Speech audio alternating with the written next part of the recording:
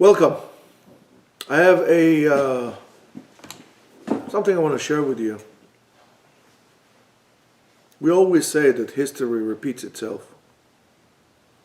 But history does not repeat itself. The patterns of history repeat themselves. The patterns of the world repeat themselves.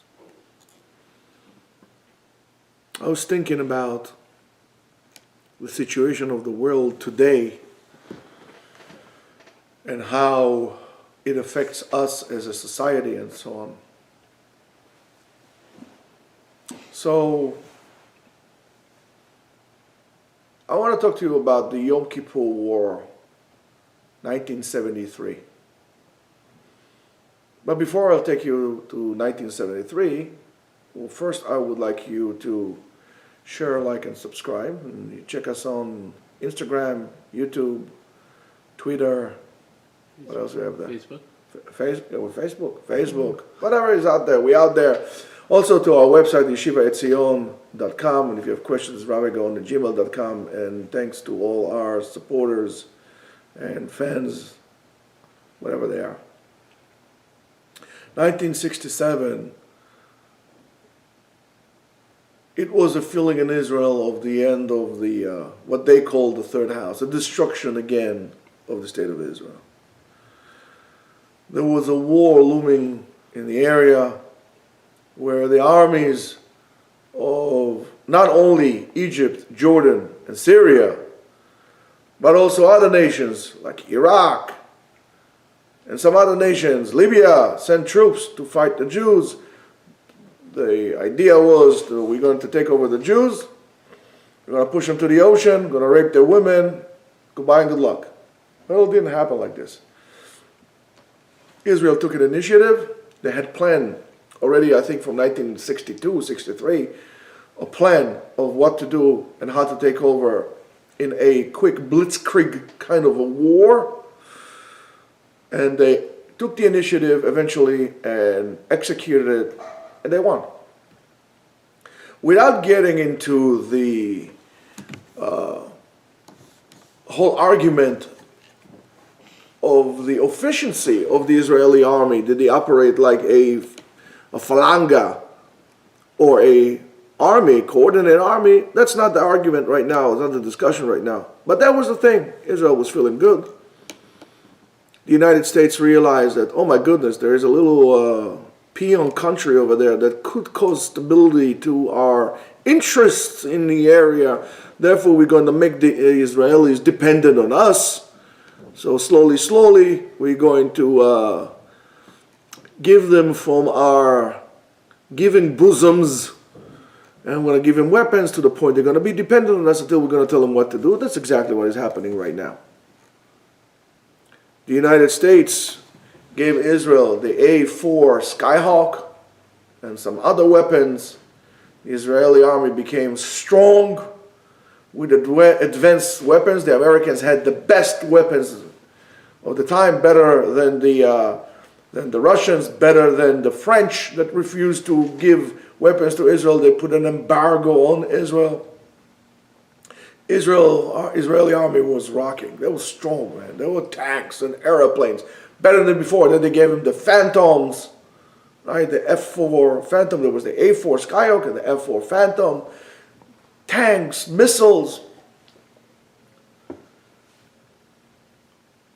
And then came 1973. Regardless of intel that they had, which they chose to ignore, they didn't think that the Arabs will go on war with Israel because the Israeli army is so mighty. Some rumor has it that even Hussein came to visit Golda and tell her that, and she refused to believe that. She was the prime minister? Yes. She was the prime minister, and Moshe Dayan and all these people and so on and so forth. The army generals wanted to go to strike, preemptive strike on the forces that both Egyptians and Syrians were gathering at the borders in an excuse to be a big army maneuver. Israel did not do anything, Came 1973, Shabbat, Yom Kippur, the 6th of October, and Israel was really, this time, at the brink of destruction. It was so bad that the Syrian army had advanced all the way up to Nafach in Ramat HaGolan, and from Nafach is only all the way down to Tiberias. Tiberias had we're thinking to do a mass evacuation of Tiberias and hold the area, because once the Syrians go down with the tanks from Ramat HaGolan into the bridges of Ramat HaGolan, goodbye and good luck, Israel would be divided, and that will be the end of it.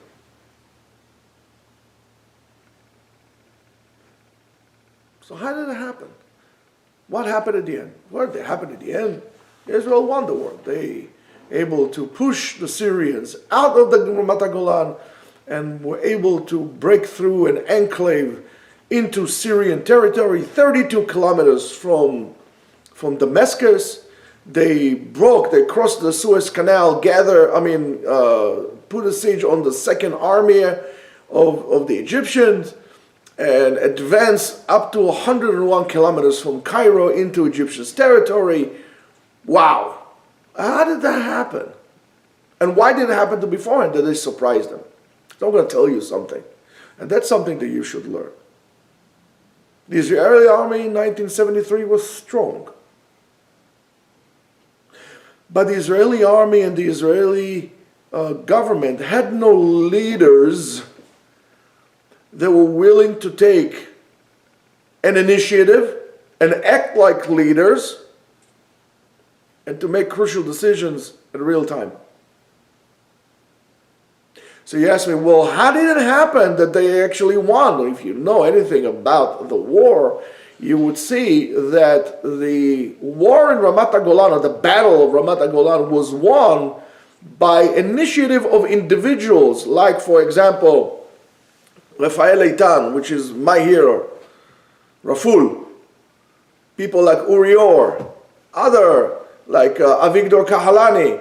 These are individuals, small group leaders that took an initiative and basically with their body, this guy Tzvika Greenfield, took the initiative and with their body actually stopped the Syrians. The same thing in Suez Canal. If it wasn't the initiative of Arik Sharon, which at the time was okay, to break through, break away, and basically be insubordinate, should I say, to what the Central Command told them, what the leaders told them. He said, I don't really care, I'm breaking through Egypt, and that's what did it. And then everybody carried with him. We don't have leaders today also in Israel or in the West that are willing to take an initiative to make decisions that are brave decisions and needed decisions, and not to care about what the other people would say or what the world would say. And the problem is, what happened? What happened was very simple. We don't train our kids. We don't teach our kids to take an initiative. We teach our kids to be fearful, to concentrate on things that are not important, to busy themselves with things that are not important. We don't teach our kids to learn to prioritize, to take an initiative, to prioritize and to execute based on what needed to be done, not based on what people would say. The problem is that many of the leaders today, and the world is run like a comedy show, are no more than comedians. Most of the leaders in the world today are comedians. And to be a good comedian, you probably need to be a lousy human being. Because you make fun of all the weakness and all the bad things. Now even comedy is not what it used to be. At one point, comedians were smart, were wise. Today it's all dirt. So when we pick people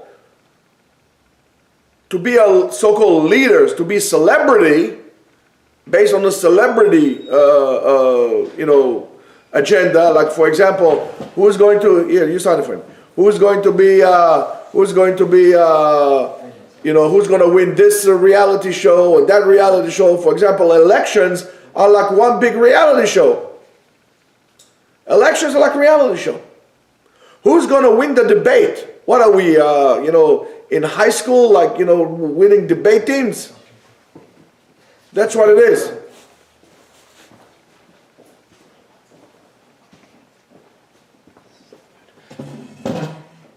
And that's what we get.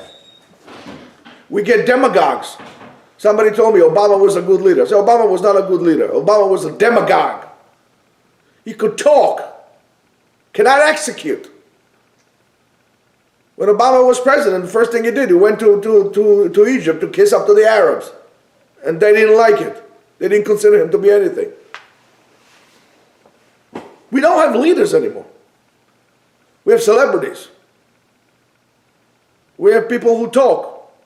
We have figures, not substance. And don't think that it's any different in our Jewish world as well. Whether it's in let's say for example you want to open a yeshiva. You want to open a yeshiva that people would say, oh, that's a great yeshiva, or you want to open a yeshiva that you're actually going to help people to get on the right track to be able to deal with life. When you are a big Rebbe, you want to be the big Rebbe because you want to be the big Rebbe, or because you see it as a need to help the people, and therefore, people gather to you because well, you're the only one who really cares. Why are you doing what you're doing? Are you willing to make a crucial decision? Why wouldn't there be like a Hasidic Rebbe says, listen, instead of like intermarrying each other all the time, or, in the same pool, genetic pool, why won't you just break out? Everybody has to marry somebody else from a different branch of Judaism. Like, I don't know, Hasidic, okay, you got to only marry Sfaradim and other people that are not Hasidic. How about that? Because you're going to lose power? So it's all about power? How about making decisions in real time, to make brave decisions? The problem is because people don't see beyond themselves. They're very self-centered. They don't see the big picture. They're not willing to act, to make brave decisions. Brave decisions. What needs to be done? So if nobody does it, it's about time you will. שנאמר במקום שאין איש תהיה איש. When there's no man, you'll be the man. And it's not about what the people would say, or what my neighbor would say, or what my aunt would say, or what my who would say. It's what I need to do, not what the people think of me. You're never going to break even. If you're going to have to compromise to everybody in the world, you're never going to break even. There's 7 billion people in the world with about 14 billion opinions at best, if not more. But you're going to live your life. And if you choose to live your life, you need to understand that you need to take control over your life. And you need to make decisions that are brave but not necessarily popular. You need to make decisions that will get you to the goal. However, if you don't have a goal, you're never going to get anywhere in life. That's a problem. In schools, we don't teach kids. We teach them how to pass tests. You have to pass your SATs, you have to pass this, you have to pass that. We're not going to teach you what to learn and how to learn. Because we don't want you to think. We're just passing tests. And then you go to college, it's all about passing a test. And getting a license from the state. It's all about passing tests. So if you're a good person, if you're a person that takes tests well, you just need to practice for the test. You don't care about the rest of it. And that's what we get.